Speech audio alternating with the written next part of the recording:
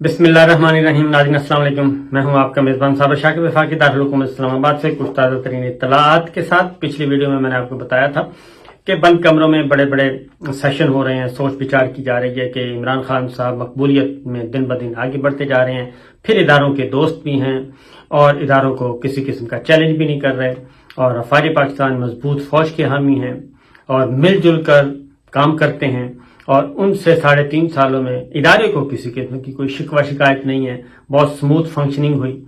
तो लिहाजा अब क्या किया जाए, क्योंकि किसी ने वादा किया हुआ है, अपनी जुबान दी हुई है कि जनाब अगले इंतखाबात में इमरान खान साहब न तो फेडरल गवर्नमेंट में होंगे और ना ही खैबर पख्तूनख्वा में होंगे। अब आप अंदाजा कर लें ये कैसे मुमकिन है कि ना ही फेडरल गवर्नमेंट में होंगे ना ही खैबर पख्तूनख्वा में होंगे। ये दो वादे किए गए हैं, दो यकीन दहानियां करवाई गई हैं, लेकिन ग्राउंड पे ऐसी कोई चीज नजर नहीं आ रही फिल वक्त। और ये कैसे मुमकिन है कि अकेले बैठ के बंद कमरों में बैठ के उनको फैसले कर लिए जाएं और उनको फिर इम्प्लीमेंट आने वाले भी इम्प्लीमेंट करें। ये एक बड़ी ही दिलचस्प गुफ्तगू, दिलचस्प सिचुएशन है। बहरहाल एक मैं आपको किस्सा सुनाता हूँ और ममासलत पाई जाती है काफी सारी, तो उसके अकॉर्डिंगली फिर आपको मैं कुछ खबरें मैं दूंगा। उसके बाद नवाज शरीफ साहब और सदर इसाक खान इनके दरमियान अनबन हो गई, और एक दफा सदर इसाक साहब ने, प्रेसिडेंट इसाक साहब ने असेंबली तोड़ दी। 58(2) भी उस वक्त सरेआम इस्तेमाल होती थी दिन दिहाड़े, और वो इस 58(2) भी के तहत कौमी असेंबली तोड़ दी गई। सुप्रीम कोर्ट में चैलेंज हो गया मामला, चीफ जस्टिस से नसीम हसन शाह साहब, और उन्होंने फुल कोर्ट ने यह मुकदमा सुना और सुप्रीम कोर्ट ने जो 58(2) का इख्तियार इस्तेमाल किया था प्रेसिडेंट इसाक खान साहब ने, वो खत्म कर दिया, यानी कि वो कलअदम करार दे दिया। उन्होंने कहा कि ये इख्तियार जो है गलत इस्तेमाल किया गया है, और असेंबली बहाल कर दी गई। और फिर साथ ही बता भी दिया कि 58(2) यानी कि कौमी असेंबली तोड़ने के लिए किन किन लवाजमात का होना जरूरी है। ये एक बहुत बड़ा केस था, और यकदम सूरत हाल जो है वो नवाज शरीफ साहब के हक में आ गई। नवाज शरीफ साहब ने दोबारा वज़ारत उज़्मा का मनसब संभाल लिया, लेकिन लड़ाई चलती रही और लड़ाई काफी शिद्दत इख्तियार कर गई। अमूर मुमलिकत चलाना मुश्किल हो गया। बज़ाहिर नवाज शरीफ साहब की हुकूमत थी, लेकिन ईवान सदर में प्रेसिडेंट इसाक खान बैठे थे, और मामलात क्योंकि उस वक्त ये वाले प्रेसिडेंट नहीं थे, यानी कि ये वाला इख्तियार नहीं था, तगड़े प्रेसिडेंट थे और सेमी गवर्नमेंट था, सेमी पार्लिमानी सेमी प्रेसिडेंशियल गवर्नमेंट थी। प्रेसिडेंट के पास बहुत ज्यादा इख्तियार होते थे। उसकी वजह के जनरल मोहम्मद ज़ियाउल हक साहब के बाद, क्योंकि उन्होंने सारे बंदोबस्त अपने लिए किए हुए थे, और इसलिए वही कानून और वही तरामीम चल रही थी और अमेंडमेंट नहीं हुई थी। ये सिचुएशन थी। उसमें फिर जब अमूर ममलिकत चलना, ज़ाहिर सब कुछ ठीक था, लेकिन अमूर ममलिकत नहीं चल पा रहे थे। पाकिस्तान को नुकसान हो रहा था, इदारों को नुकसान हो रहा था, और मुअल्लक थी हर चीज। तो उस दौरान फिर आर्मी चीफ थे जनरल वहीद काकड़, आर्मी चीफ जनरल वहीद काकड़ थे, और फिर दोबारा मामलात उस पे डगर पे चलना शुरू हो गए कि जनाब इस तरह नहीं चलेगा, तो बेहतर है। तो प्रेसिडेंट इसाक खान साहब भी बड़े स्ट्रॉन्ग नर्ज के मालिक थे, और इधर नवाज शरीफ साहब सींग फंसाने के आदी थे। लिहाजा फिर जनरल वहीद काकड़ फार्मूला उस वक्त आया, गर्दिश किया। उसमें यह था कि जनाब दोनों ही छुट्टी कर जाएं और नए इंतखाबात करवा देते हैं, क्योंकि इस वक्त जो दो बड़े हैं रियासत के, वो आपस में टकरा गए हैं और दोनों जिद पे और जातियात पे आ गए हैं। तो ये सिचुएशन थी। लिहाजा हुआ ये कि फिर जनरल वहीद काकड़ फार्मूला आया, उसमें वो गारंटर बने, और उन्होंने नवाज शरीफ साहब ने असेंबलियां तोड़नी थी, कौमी असेंबली तोड़नी थी, और इस शर्त पे तोड़नी थी कि प्रेसिडेंट इसाक खान जो हैं वो भी ईवान सदर खाली कर देंगे, उनका भी टाइम बाकी था। प्रेसिडेंट इसाक खान साहब ने भी यही शर्त रखी थी कि जनाब जाएंगे तो दोनों इकट्ठे जाएंगे, सिंगल नहीं जाऊंगा, इसको भी घर भेजें, मैं भी जाने के लिए तैयार हूं। तो लिहाजा प्रेसिडेंट इसाक खान साहब ने कबल अज वक्त यानी कि छुट्टी ले ली, बकिया जितना भी टाइम उनका बाकी था वो छुट्टी ले ली। छुट्टी लेके घर चले गए। नवाज शरीफ साहब ने कौमी असेंबली तोड़ी, दोबारा इंतखाबात हुए, और इंतखाबात के नतीजे में मोहतरमा बेनजीर भुट्टो की हुकूमत आ गई। तो ये दिलचस्प सूरत हाल थी। अभी भी कमोबेश सूरत हाल ऐसी है, लेकिन इस वक्त जरा मामला थोड़ा सा डिफरेंट है और डिफिकल्ट भी है, क्योंकि इमरान खान साहब ने तो इक़्तिदार छोड़ दिया है اور تحریک عدم اعتماد جو بھی اس کو کہیں مراسلہ شلاسلہ، اس کے نتیجے میں وہ تو ہیں اس وقت اپوزیشن میں اور پارلیمان بھی چھوڑ چکے ہیں، جلسے جلوس بھی کر رہے ہیں، سب کچھ کر رہے ہیں۔ اب باری ہے دوسری سائڈ کی، ان کے پاس 8 ہفتے رہ گئے ہیں، 8 ہفتے میکسیمم، تو 8 ہفتوں میں انہوں نے گھر جانا ہے، اور لہٰذا اب ہو کیا رہا ہے؟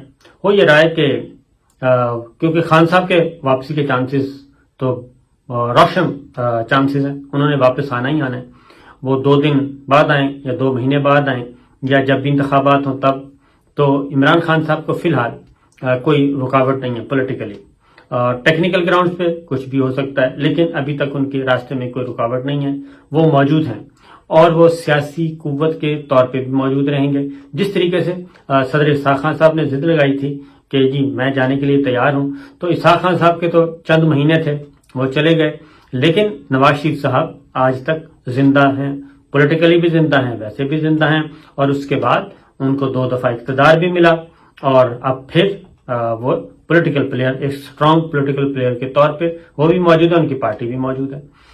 پولیٹیشین کو ایسا ایشو نہیں ہوتا۔ اب دوسری سائڈ پہ بہرحال ہوتا ہے، صدر اسحاق خان صاحب تھے، ٹیکنوکریٹ تھے، وہ رخصت ہو گئے، نہ ان کی جماعت تھی، لہذا چیپٹر کلوز۔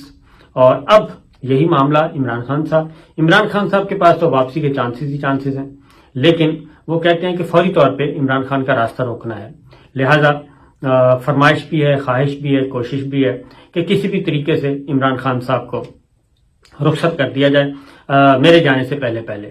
اور دوسری جانب پھر ادھر معاملات بھی جو ہیں اپوزیشن، اس حکمراں اتحاد کے ساتھ جو اس وقت اپوزیشن تھی اس کے ساتھ بھی کچھ چیزیں طے پائی گئی تھیں، تو اب وہ ساری چیزیں گڑبڑ ہو گئی ہیں، اب اسکرپٹ خراب ہو گیا ہے، تو یہ کوشش کی جا رہی ہے، لیکن یہ کوشش بارآور لگ نہیں رہی کہ برابر ہو۔ اس کی وجہ یہ ہے کہ عمران خان صاحب کو اس وقت سسٹم کو اس وقت عمران خان صاحب کی اشد ضرورت ہے۔ وہ ایک بیلنس قائم کیا ہوا ہے، انہوں نے بیلنس قائم کیا ہوا ہے، اور وہ ایسے اس وقت پولیٹیکل پلیئر ہیں کہ ان کے بغیر کسی بھی قسم کا نہ تو استحکام آ سکتا ہے اور نہ ہی توازن قائم ہو سکتا ہے۔ طاقت کا توازن انٹرنل پالیٹکس میں، پاور کوریڈورز میں قائم رکھنے کے لیے عمران خان کا ایز پولیٹیکل پلیئر رنگ میں رہنا بہت ضروری، اشد ضروری ہے، یہ ناگزیر ہو چکا ہے، یہ میں آپ کو بتا دوں۔ تو دوسری جانب ہو کیا رہا ہے، عمران خان صاحب تو اپنا کھیل کھیل رہے ہیں، اور بہاولپور میں انہوں نے جلسہ بھی کر دیا، سرگودا، گجرات اور بہاولپور میں بھی ان کا شاندار جلسہ ہوا، اور اس میں انہوں نے پھر کہہ دیا، کیونکہ عمران خان صاحب کو پیغام پہنچایا جا رہا ہے، عمران خان صاحب کو پیغام یہ پہنچایا جا رہا ہے کہ پیغام جاتا ہے کہ ذرا تھوڑا سا صبر کر لیں، ہم لک آفٹر کریں گے اور الیکشن کی طرف جائیں گے، صاف شفاف الیکشن کروائیں گے، لیکن اس کے بعد ہی کچھ عرصے کے بعد ایسے سائنز آتے ہیں، ایسے اشارے ملتے ہیں کہ ایسے لگتا ہے کہ عمران خان صاحب کو دیوار کے ساتھ لگایا جا رہا ہے، اور 3-4 چیزوں میں ان کو فکس کیا جانا، وہ کہتے ہیں نا کہ فیصلہ پہلے کیا اور اس کے بعد پھر ایکٹ جو ہے وہ بعد میں ہوا، جواز بعد میں تلاش کیے گئے، لیکن فیصلہ پہلے ہو گیا کہ عمران خان کو کنارے لگانا ہی لگانا ہے۔ تو اس میں اب وہ یہ کہتے ہیں کہ جناب انہیں اتنا دیوار کے ساتھ مت لگائیں، میری کمر جو ہے وہ دیوار کے ساتھ لگ چکی ہے، اور ایسا نہ ہو کہ پھر میں زیادہ خطرناک ہو جاؤں اور اس کے بعد پھر سچویشن قابو میں نہ رہے۔ انہوں نے خاص طور پہ ایک بات کی ہے، انہوں نے کہا ہے کہ 2-3 ہی راستے ہوتے ہیں، 2 راستے ہیں اس وقت، بلکہ 3 ہیں۔ ایک پہلے وہ سری لنکا والی مثال دی جاتی تھی کہ جیسے سری لنکا میں ہوا، سری لنکن عوام جو ہیں وہ ایوان صدر میں اور ایوان وزیر اعظم میں گھس گئے، اور اس کے بعد انہوں نے تہس نہس کر دیا، کوئی لا اینڈ آرڈر نہیں رہا، اور اقتدار چھوڑنا پڑا حکمرانوں کو اور وہاں سے نکلنا پڑا۔ اب صورتحال یہ ہے کہ IMF کا پروگرام بحال ہو چکا ہے، وہ ساری چیزیں آ گئی ہیں، اسٹیبلٹی کی طرف جانے کی کوشش کی جا رہی ہے، اور ادھر سے آ گیا سیلاب۔ تو عمران خان صاحب کہتے ہیں میں یہ 2-3 وجوہات کی وجہ سے خاموش ہوں، میں نہیں چاہتا کہ پاکستان کو نقصان پہنچے اور اس نقصان کا ذمہ دار مجھے ٹھہرایا جائے، ادروائز میں جب چاہوں اسلام آباد کو بند کر سکتا ہوں اور میں لوگوں کو لا سکتا ہوں۔ اس کی ریزن یہ ہے کہ اسلام آباد کے چاروں طرف حکومت جو ہے وہ پاکستان تحریک انصاف کی ہے. خیبر پختونخوا میں بھی، پنجاب میں بھی، کشمیر میں بھی، گلگت بلتستان میں بھی حکومت ان کی ہے. تو اس لیے ان کا پبلک کو نکالنا کوئی مشکل نہیں ہے. اور انہوں نے وارننگ بھی دے دی ہے کہ میں اب اس طرف جا رہا ہوں کہ کال دے دوں اور ایک بار لوگوں کو اسلام آباد لے آؤں. اس کی ریزن کہ ان کی ریزن یہ ہے کہ ان کو دہشت گرد بھی بنا دیا گیا. انسداد دہشت گردی کی عدالت میں مقدمہ چل رہا ہے، توشہ چل رہا ہے، توہین عدالت چل رہا ہے، اور اس کے ساتھ ساتھ ممنوعہ فنڈنگ چل رہا ہے. یہ سب کچھ چل رہا ہے. تو اس لیے پھر یہ ہے کہ ممنوعہ فنڈنگ وہ جو آئی تھی فنڈ ریزنگ کے لیے بینکوں میں پیسے جمع کروانے جاتے ہیں تو لوگوں کو کہا جاتا ہے کہ آپ وزیر اعظم کے ریلیف فنڈ میں جمع کروائیں. عمران خان صاحب کے پیسے کے اکاؤنٹ وہ اس والے اکاؤنٹ میں جمع نہ کروائیں. یہ ساری چیزیں ہو رہی ہیں. پھر تحقیقات پہ تحقیقات کی جا رہی ہیں جو کہ کبھی ایف آئی اے کرتی ہے، کبھی کوئی اور ادارہ کرتا ہے، کبھی کوئی اور ادارہ کرتا ہے. یہ ساری صورتحال کی جا رہی ہے، لیکن عمران خان صاحب کی مقبولیت بڑھتی جا رہی ہے. اب حمزہ شہباز واپس جا چکے ہیں اور اب فرمائش یہ ہے ادھر سے گئی ہے جی لندن سے کہ ہمیں پنجاب واپس دلایا جائے. جی یہ بالکل یہ خواہش ہے کہ ہمیں پنجاب واپس دلایا جائے، اور پنجاب کے بغیر تو ہم بالکل بیکار ہیں. اور بہت سارے وعدے کیے گئے تھے، پھر وہ وعدے کیوں نہیں ایفا کیے گئے، وہ کیوں نہیں پورے کیے گئے. اب پنجاب واپس مانگا جا رہا ہے. حمزہ شہباز نواز شریف صاحب سے ملا کے چلے گئے ہیں اور ہدایات لے کے چلے گئے ہیں. پھر اس دوران ایک اور کام بھی ہونے والا ہے، وہ ہے کہ مفتاح اسماعیل صاحب کو رخصت کرنے کا پروگرام ہے. اور یہ سارا ملبہ جتنا بھی ہے مہنگائی کا، پیٹرولیم پرائسز کا، آئی ایم ایف سے ڈیل کا، آئی ایم ایف سے مذاکرات کا، یہ سارے کا سارا ملبہ ڈال دیا جائے گا کس پہ؟ مفتاح اسماعیل صاحب پہ.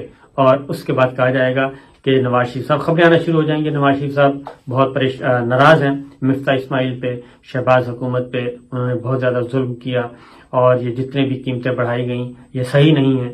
اور بجلی کی قیمتیں بھی ابھی بڑھائی جانی ہیں، گیس کی بھی، پیٹرولیم کی بھی، وہ سارا کچھ ہونا ہی ہونا ہے اور اس میں کوئی ریورس گیئر نہیں لگنا. لہذا اب اسحاق ڈار صاحب ویسے نہیں جا سکتے. نواز شریف صاحب کا بھی جانا ٹھہر گیا ہے، رخصت ذرا رک گیا معاملہ. اب چیز آ رہی ہے جی زبیر صاحب، ان کو وزیر خزانہ بنا دیا جائے کیونکہ زبیر صاحب جو ہیں وہ پنڈی میں بھی قابل قبول ہیں، وہ جناب باجوہ صاحب کے بھی بہت کلوز ہیں. ان کے ساتھ پہلا جو گفتگو شروع ہوئی تھی بٹوین جناب باجوہ صاحب اور نواز شریف صاحب اور مریم بی بی کے درمیان، تو وہ زبیر صاحب کے ذریعے شروع ہوئی تھی. اسد عمر صاحب کے بھائی ہیں وہ.